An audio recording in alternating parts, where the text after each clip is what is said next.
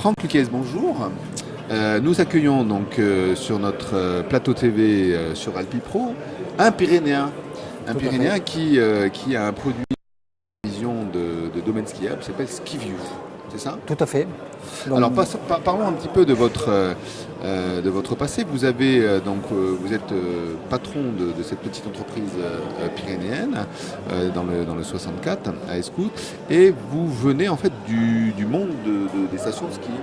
oui, effectivement, j'ai donc exploité pendant plus de 20 ans, donc j'ai exercé le domaine des remontées mécaniques pendant plus de 20 ans sur mes 10 dernières années d'exploitant, j'ai eu des postes de direction de station. Mon dernier poste était Gourette, donc dans le 64. Et donc j'ai quitté le métier en 2009 et j'ai intégré la société à ski tout récemment, en 2003, enfin il y a 3 ans. Pardon. Et on a développé avec cette société un logiciel de supervision de domaine skiable qui permet à l'exploitant de visualiser en temps réel les infrastructures de son domaine skiable, comme les remontées mécaniques, mais aussi l'état des pistes, mais aussi le personnel équipé de postes géolocalisables, les véhicules. Tout ça dans l'idée de retranscrire en temps réel les différents événements d'exploitation.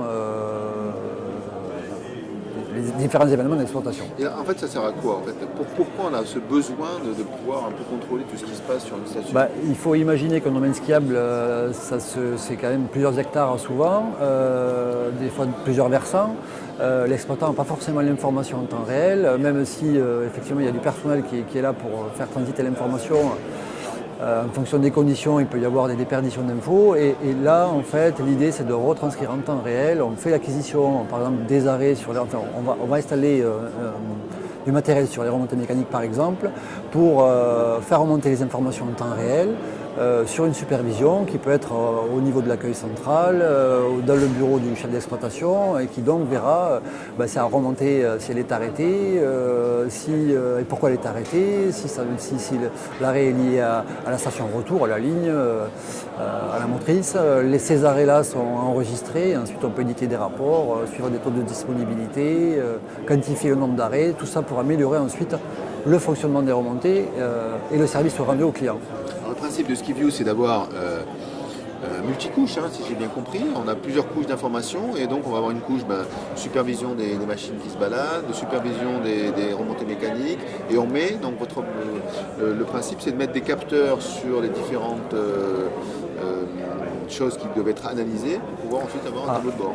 En fait, voilà, la supervision, il y a deux. On a la supervision cartographique où on peut géolocaliser certains équipements. L'exploitant fait le choix d'afficher que les remontées mécaniques, pour avoir que son parc de remontées mécaniques, d'afficher soit un calque avec les pistes, où il verra visualiser en temps réel l'ouverture du domaine skiable. Il peut afficher aussi le calque PIDA lorsqu'il est sur une opération de déclenchement, où il verra les pisteurs évoluer sur les phases de déclenchement et aussi les véhicules. Ça sous forme de cartographie, mais il y a aussi sous forme de tableau de bord. Skiview, c'est aussi, je voulais rajouter, c'est une supervision, mais c'est aussi une solution pour dématérialiser les documents d'exploitation. Donc, comme le registre d'exploitation aujourd'hui, il est souvent papier au départ des remontées mécaniques. Aujourd'hui, ce qu'on propose, c'est de dématérialiser ces documents sur une interface homme-machine, sur un écran opérateur, pour que le conducteur enseigne directement ces événements sur ce support, de façon à avoir l'ensemble des informations collectées.